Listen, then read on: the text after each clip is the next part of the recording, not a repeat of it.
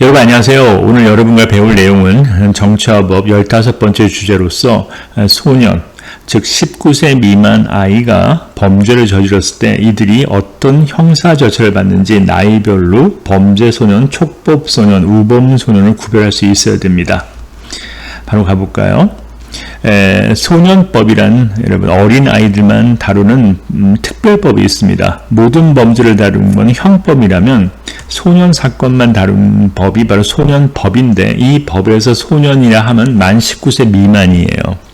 그러니까 19세가 되지 않은 18세들까지의 어린아이들이 범죄를 저질렀을 때 이들의 형사 절차를 다루는 법이 소년법입니다.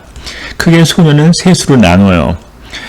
자, 범죄 소년은 14세 이상 19세 미만이니까 14세에서부터 18세까지입니다. 꼭 기억해 두세요. 그 다음에 촉법소년은 10세에서부터 13세까지죠. 그리고 우범소년은 만 10살서부터 18살 사이에 있는 소년을 우범소년이라 합니다. 자, 그러면은 여러분은 범죄소년과 촉법소년은 나이로 확 구별이 갈 수 있어야 돼요. 빨리 구별합시다. 그러니까 만약에 15살이다 범죄소년, 10살이다 촉법소년, 9살이다 이 소년법에서 말하는 소년에 해당되는 소년이 없구나, 이렇게 기억하시면 됩니다. 자, 그러면은 범죄소년은 검사가 개입해요. 왜 범죄소년이라고 하면은 구성요건 해당성 위법 책임을 다 갖춰가지고 범죄가 성립되기 때문에 범죄소년이라고 하는 겁니다.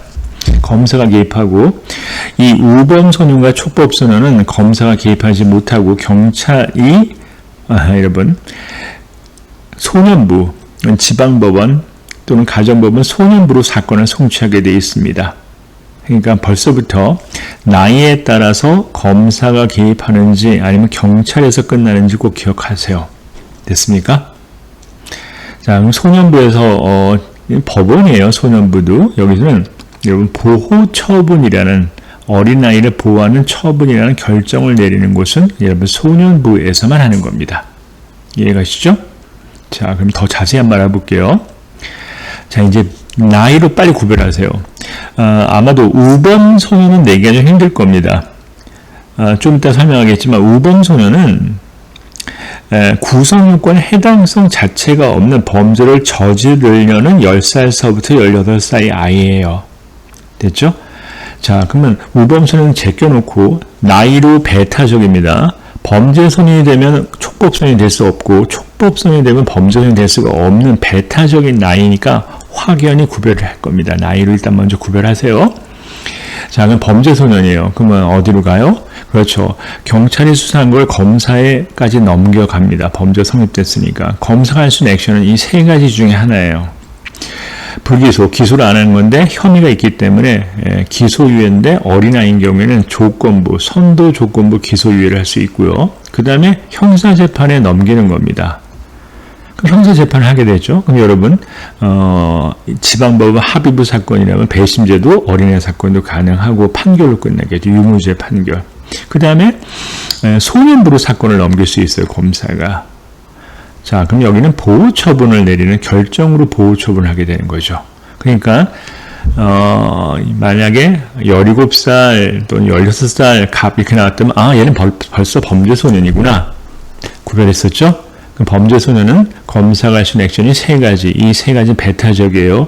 불기소하면서 기소할 수 없고 기소하면서 소년부 송치를 못합니다. 그럼 이 중에 어느 하나를 했다. 그러면 그들의 운명이 결정되는 거죠. 자, 그러면 촉법소년은 아까 잠깐 설명했었죠. 이들은 범죄가 성립되지 못해요. 왜냐면은 그렇죠. 14살이 안 된 책임이 조각되기 때문에. 그래서 검사가 개입되지 않고 관할 경찰서장이 죄질이 안 좋다 그러면은 사건을 소년부로 송치하게 되면 역시 보호처분 받게 되는 겁니다. 이해가시죠? 그러니까 범죄소년은 보호처분을 못 받는 게 아니라 보호처분 받을 수 있어요. 그렇지만 보호처분을 받으면서 형벌을 받을 수는 없다는 뜻입니다. 배타적이기 때문에. 이해가시죠? 자, 그러면 우리 이게 바로 가정법원 또는 지방법원 소년부에서 내린 보호처분 1호서부터 10호 처분입니다. 이거는 소년부는 비공개 심리하고요. 그 다음에 이거는 결정으로서 내리고 전과 기록이 되지 않는 보호 처분입니다. 이해가시죠?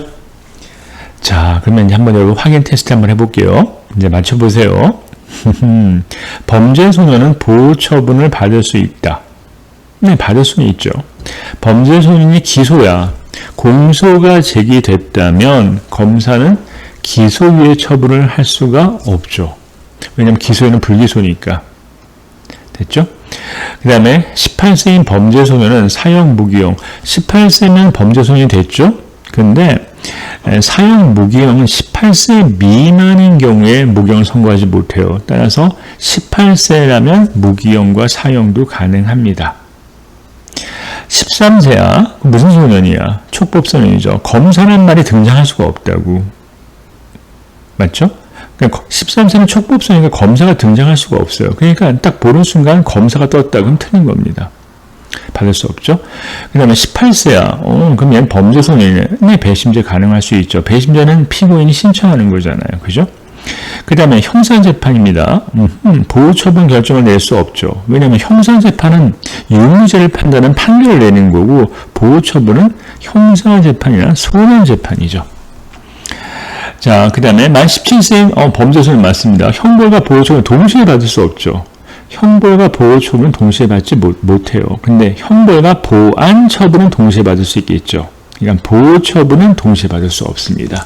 보호처분은 소년부에서 내리는 결정이기 때문에 이런 식으로 정리하셔야 됩니다. 자꾸만 보도록 하세요. 자, 그러면 다음 시간에 다른 주제를 만나보도록 합시다. 이상 끝.